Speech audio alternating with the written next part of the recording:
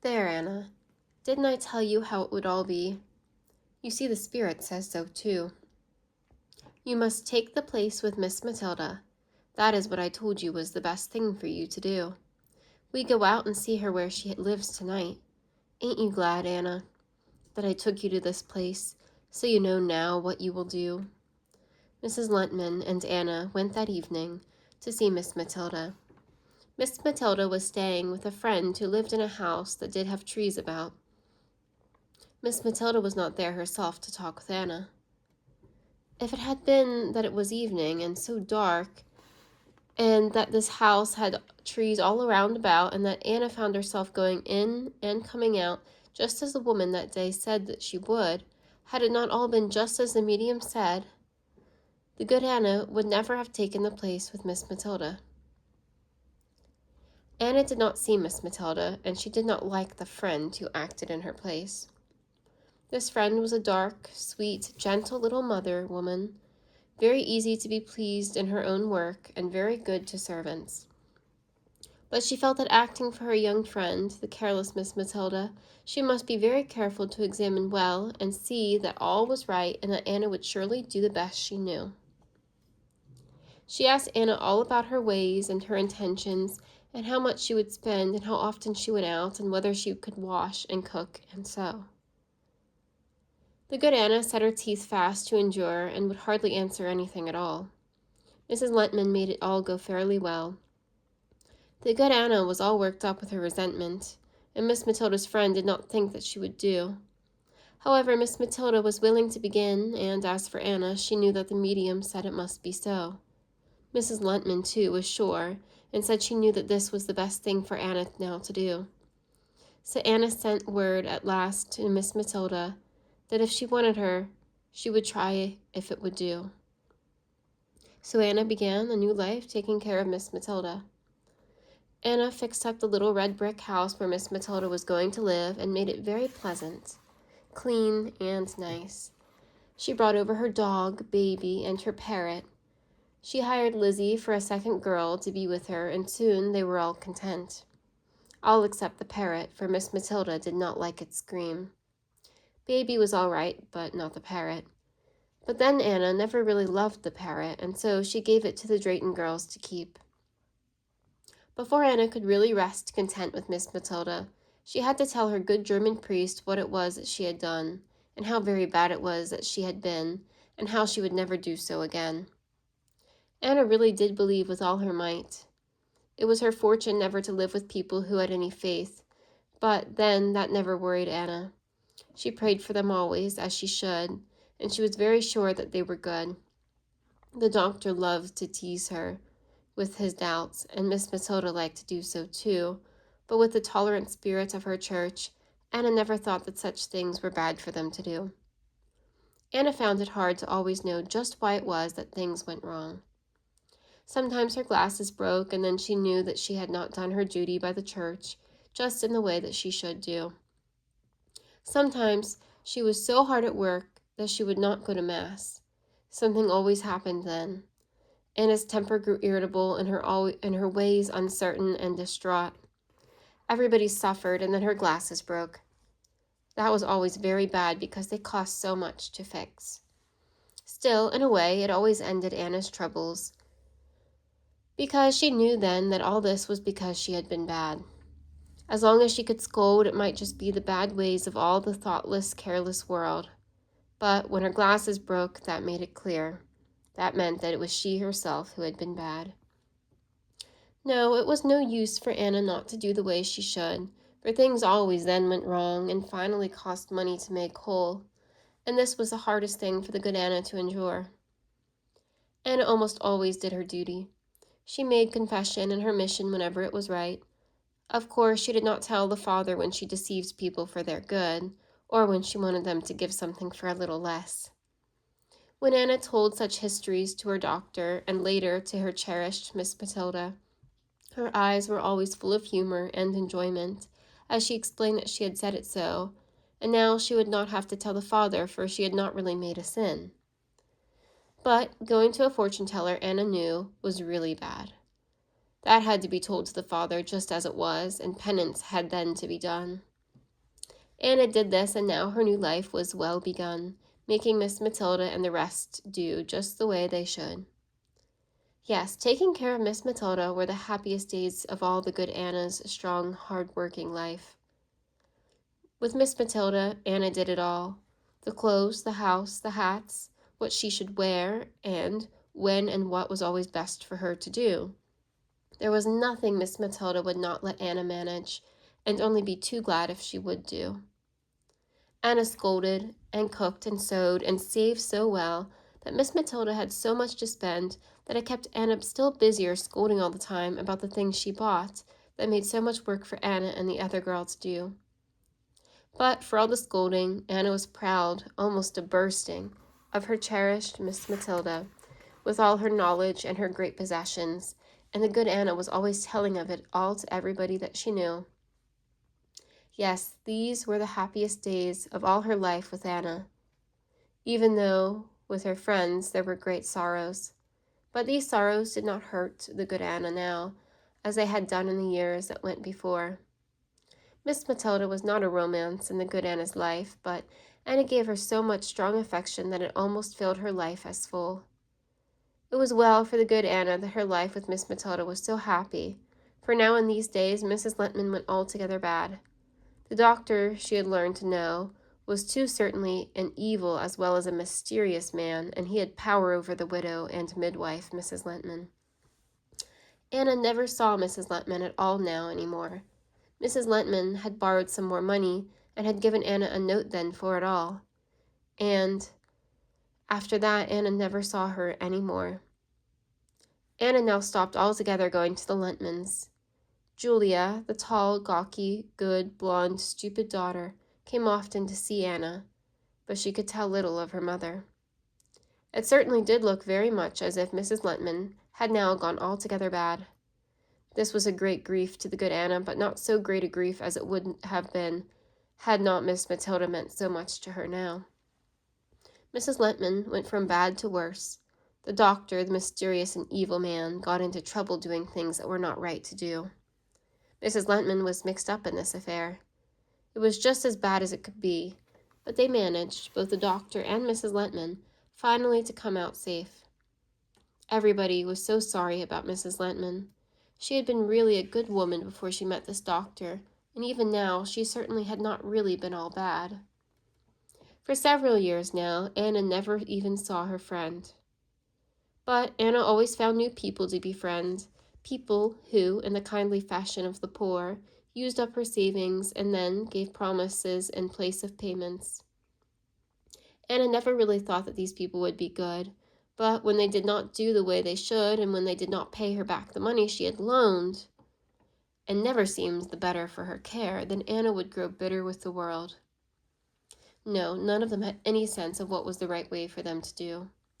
So Anna would repeat in her despair, "The poor are generous with the things. They give always what they have, but with them to give or to receive brings with it no feeling that they owe the giver for the gift." Even a thrifty German Anna was ready to give all that she had saved, and so not be sure that she would have enough to take care of herself if she fell sick, or for old age, when she could not work. Save and you will have the money you have saved was only true for the day of saving, even for a thrifty German Anna. There was no certain way to have it for old age, for the taking care of what is saved can never be relied on. For it must always be in strangers' hands, in a bank or in investments by a friend. And so, when any day one might need life and help from others of the working poor, there was no way a woman who had a little saved could say them no. So the good Anna gave her all to her friends and strangers, to children, dogs, and cats, to anything that asked or seemed to need her care. It was in this way that Anna came to help the barber and his wife who lived round the corner, and who somehow could never make ends meet. They worked hard, were thrifty, had no vices, but the barber was one of them who never can make money. Whoever owed him money did not pay. Whenever he had a chance at a good job, he fell sick and could not make it. It was never his own fault that he had trouble, but he never seemed to make things come out right. His wife was a blonde, thin, pale German little woman who bore her children very hard and worked too soon and then till she was sick. She too always had things that went wrong. They both needed constant help and patience, and the good Anna gave them both to them all the time. Another woman who needed help from the good Anna was one who was in trouble from being good to the others. This woman's husband's brother, who was very good, worked in a shop where there was a bohemian who was getting sick with a consumption. This man got so much worse he could not do his work, but he was not so sick that he could stay in a hospital. So this woman had him living there with her. He was not a nice man, nor was he thankful for all the woman did for him. He was cross to her 2 children and made a great mess always in her house. The doctor said he must have many things to eat, and the woman and the brother of the husband got them for him. There were no friendship, no affection, no liking even for the man this woman cared for, no claim of common country or of kin. But in the kindly fashion of the poor, this woman gave her all and made her house a nasty place, and for a man who was not even grateful for the gift. Then, of course, the woman herself got into trouble. Her husband's brother was now married. Her husband lost his job. She did not have the money for rent. It was the good Anna's savings that were handy. So it went on. Sometimes a little girl, sometimes a big one was in trouble, and Anna heard of them and helped them to find places. Stray dogs and cats Anna always kept until she found them homes. She was always careful to learn whether these people would be good to animals. Out of the whole collection of stray creatures, it was the young Peter and the jolly little Rags Anna could not find it in her heart to part with. These became part of the household of the good Anna's Miss Matilda. Peter was a very useless creature, a foolish, silly, cherished, coward male. It was wild to see him rush up and down in the backyard, barking and bouncing at the wall, when there was some dog out beyond. But when the very littlest one there was got inside of the fence and only looked at Peter, Peter would retire to his Anna and blot himself out between her skirts. When Peter was left downstairs alone, he howled. "I am all alone," he wailed, and then the good Anna would have to come and fetch him up. Once, when Anna stayed a few nights in a house not far away, she had to carry Peter all the way, for Peter was afraid when he found himself on the street outside his house. Peter was a good-sized creature, and he sat there and he howled. And the good Anna carried him all the way in her own arms. He was a coward, was this Peter. But he had kindly, gentle eyes and a pretty collie head, and his fur was very thick and white and nice when he was washed. And then Peter never strayed away, and he looked out of his nice eyes, and he liked it when you rubbed him up and down, and he forgot you when you went away, and he barked whenever there was any noise. When he was a little pup, he had one night been put into the yard, and that was all of his origin she knew. The good Anna loved him well and spoiled him as good a German mother always does her son. Little Rags was very different in his nature.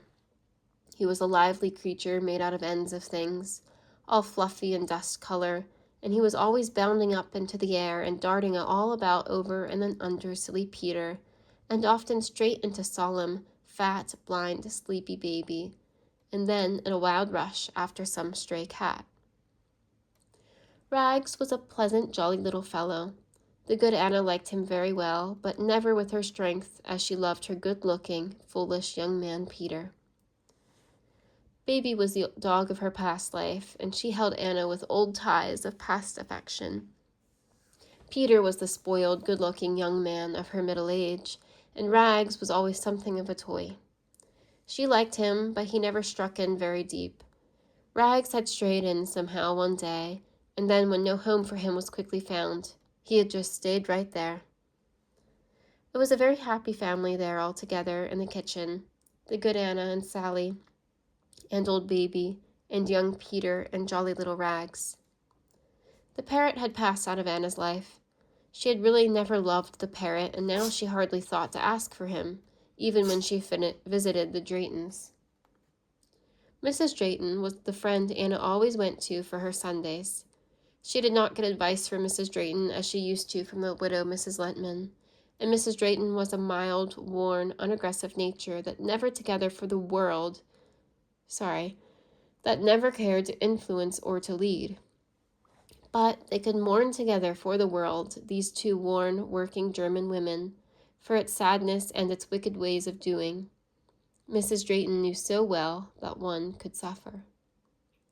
Things did not go well in these days with the Draytons. The children were all good, but the father with his temper and his spending kept everything from being what it should. Poor Mrs. Drayton still had trouble with her tumor. She could hardly do any work now anymore.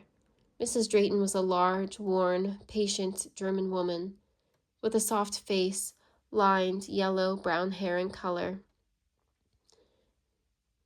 and the look that comes from a German husband to obey, and many solid girls and boys to bear and rear, and from being always on one's feet and never having any troubles cured.